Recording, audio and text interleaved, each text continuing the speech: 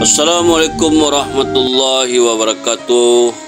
Halo sahabat semua. Hari ini kita akan menceritakan tentang kisah para sahabat radhiyallahu anhu. Sebelum kita menceritakan kisah tentang sahabat radhiyallahu anhu, jangan lupa di-subscribe dan di-like dan di-komen konten ini. Kisah kecintaan kepada Rasulullah SAW. Perjanjian Hudaibiyah adalah satu perjanjian yang terkenal. Terjadi pada bulan Zulkaidah tahun 6 Hijrah, yaitu ketika Rasulullah SAW membawa rombongan besar para sahabat radhiyallahu anhu untuk umrah. Ketika para kafir Makkah mendengar kabar ini, mereka bermusyawarah dan memutuskan bahawa kaum muslimin harus ditahan agar tidak memasuki Makkah. Mereka menyiapkan pasukan besar dan lengkap. Selain penduduk Makkah, mereka juga meminta bantuan kepada penduduk di luar Makkah untuk bergabung dengan mereka. Hasilnya, mereka dapat membentuk satu pasukan yang sangat besar. Kemudian dari Zulhulaifah, Rasulullah SAW mengutus seseorang untuk mencari kabar tentang keadaan kota Makkah. Dan orang itu berjumpa lagi dengan Nabi SAW di Usfan. Kemudian melaporkan kepada Rasulullah SAW bahawa penduduk Makkah telah mempersiapkan satu pasukan tempur yang besar dan lengkap. Bahkan mereka pun memanggil penduduk dari luar Makkah. Kemudian Rasulullah SAW berkumpul dengan para sahabat radhiyallahu anhu untuk bermusyawarah apa yang harus dilakukan. Dalam musyawarah itu diusulkan agar terlebih dahulu menyerang rumah-rumah penduduk di luar kota Makkah agar mereka kembali ke kampungnya masing-masing.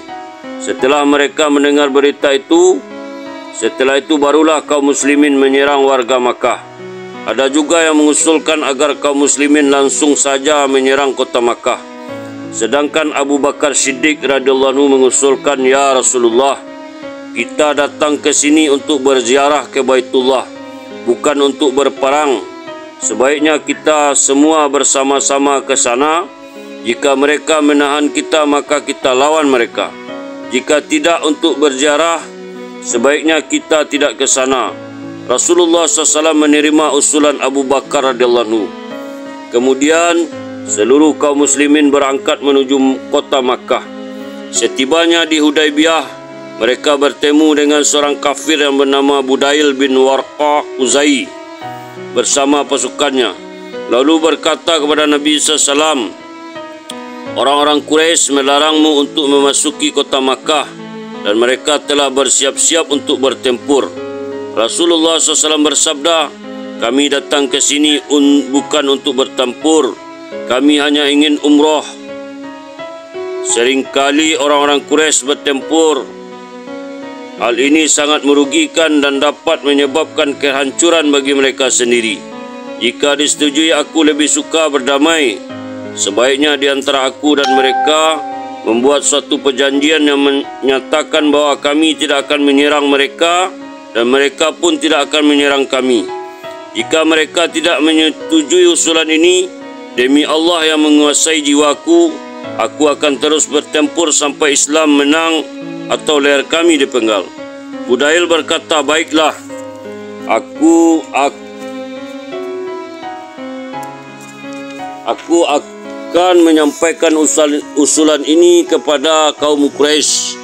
Kemudian dia kembali ke Makkah dan menyampaikan rencana ini kepada kaum Quraisy. Tetapi sayang, orang-orang Quraisy tidak menyetujui rencana ini. Demikianlah akhirnya kedua belah pihak saling mengeluarkan ancaman. Suatu hari Urwah bin Mas'ud Thaqafi yang ketika itu belum memeluk Islam datang kepada Rasulullah SAW sebagai utusan kaum kafir Quraisy.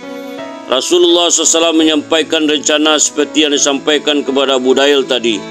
Urwah berkata, "Hai Muhammad, tidaklah mungkin kamu dapat membinasakan bangsa Arab. Tentu kamu belum mendengar bahawa ada orang-orang sebelum kita yang telah berusaha untuk menghancurkan bangsa Arab. Tetapi jika mereka dapat mengalahkanmu, maka ingatlah, aku tidak pernah melihat orang-orang terhormat dari kelompokmu ini. Mereka adalah orang-orang yang berderajat rendah. Jika mereka kalah, maka mereka akan lari meninggalkanmu." Ketika Urwah berbicara dengan Rasulullah SAW, Abu Bakar radhiyallahu anhu berada di dekat Nabi dan dia sangat marah. Seraya berkata, "Pergilah kamu dan jilatlah kemaluan Lata Tuhanmu itu. Kami tidak akan meninggalkan Rasulullah walaupun dalam keadaan apapun." Urwah bertanya, "Siapakah orang ini?" Nabi SAW menjawab, "Ia adalah Abu Bakar."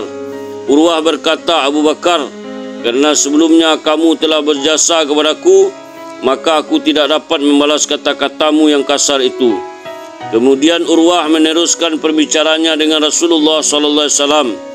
Kebiasaan orang Arab adalah selalu memegang janggut orang yang sedang diajak berbicara. Begitu juga dengan Urwah, dia memegang janggut Nabi SAW. Ketika berbicara dengan beliau, para sahabat radhiyallahu tidak dapat membiarkan perbuatan Urwah itu. Lalu keponakan Urwah sendiri yang bernama Mughirah bin Syu'bah radhiyallahu anhu berdiri dan memukul tangan Urwah dengan pangkal pedangnya sambil berkata, "Singkirkan tanganmu." Urwah bertanya, "Siapakah ia?" Nabi SAW menjawab, "Ia adalah Mughirah." Urwah berkata, "Kau penipu. Betapa beraninya kamu memukul tangan pamanmu. Padahal dulu aku sering membantumu. Inikah balasanmu?" Urwah berkata seperti ini kerana ketika Mughirah radhiyallahu belum memeluk Islam, pernah membunuh beberapa orang kafir dan dia harus membayarnya. Dan Urwah sebagai pamannya membayar denda yang harus dibayar oleh Mughirah radhiyallahu. Sambil berbicara dengan Rasulullah SAW, secara diam-diam Urwah memperhatikan sikap para sahabat radhiyallahu kepada Nabi SAW dan mengukur kekuatan mereka. Ketika kembali kepada kaum Quraisy, Urwah berkata, "Wahai kaum Quraisy, aku sering menjumpai para raja dan para kaisar Najasyi, dan aku telah memperhatikan sikap rakyatnya kepada raja-raja mereka. Tapi demi Allah, aku belum pernah melihat orang yang menghormati rajanya sebagaimana sahabat-sahabat menghormati Muhammad sallallahu alaihi wasallam. Jika Muhammad sallallahu alaihi wasallam meludah, maka mereka akan menadah air lidunya dengan tangan-tangan mereka, lalu dioleskan ke seluruh tubuh mereka. Jika Muhammad sallallahu alaihi wasallam berbicara, maka mereka akan berlomba-lomba untuk menunaikan sabdanya. Jika Muhammad sallallahu alaihi wasallam berwuduk, maka mereka akan berebut untuk mengambil tetesan air wuduknya agar tidak jatuh ke tanah.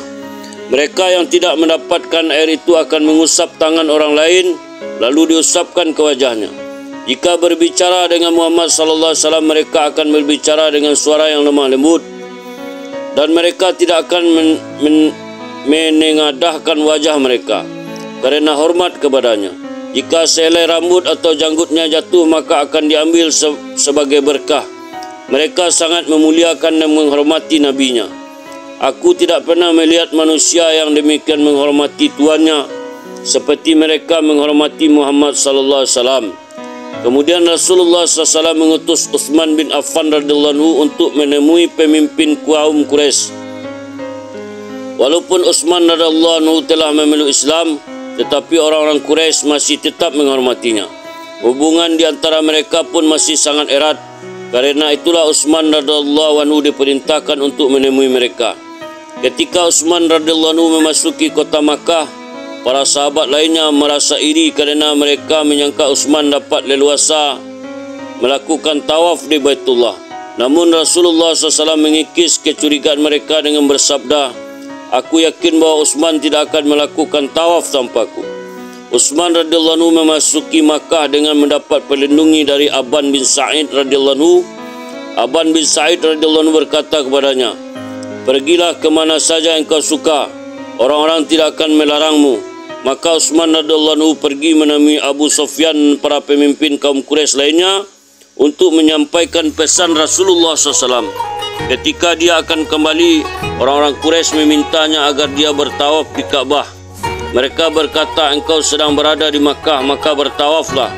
Utsman radhiyallahu anhu menjawab, "Aku tidak dapat bertawaf tanpa Muhammad sallallahu alaihi wasallam. Kalian telah melarangnya bertawaf. Bagaimana mungkin kalian menyuruh aku bertawaf sendiri?" Mendengar jawaban Utsman radhiyallahu anhu, para kafir Quraisy itu pun menjadi marah. Kemudian mereka menahan Utsman radhiyallahu anhu.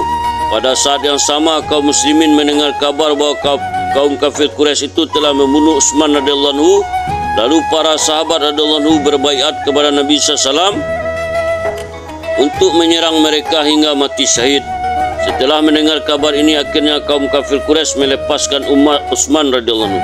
Hikmah dalam kisah di atas, perkataan Abu Bakar radhiyallahu anhu kepada Urwah, perbuatan Mughirah radhiyallahu anhu yang memukul Urwah, laporan Urwah kepada kaum Quraisy tentang para sahabat, dan penolakan Utsman radhiyallahu anhu untuk tawaf di Baitullah tanpa Rasulullah SAW.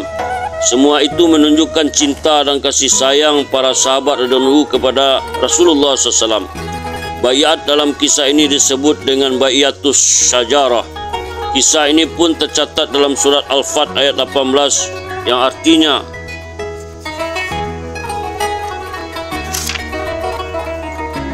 itulah satu buah kisah tentang para sahabat radhiyallahu anhu. Kisah tentang yang dilakukan Abu Bakar radhiyallahu anhu, Mughirah dan kebanyakan sahabat radhiyallahu anhu di Hudaybiyah. Semoga menjadi pelajaran dan itibak bagi kita. Kita tutup dengan doa. Subhanallah bihamdihi, subhanallah wa bihamdika, asyhadu an la ilaha illa anta astaghfiruka wa atubu ilaik. Assalamualaikum warahmatullahi wabarakatuh.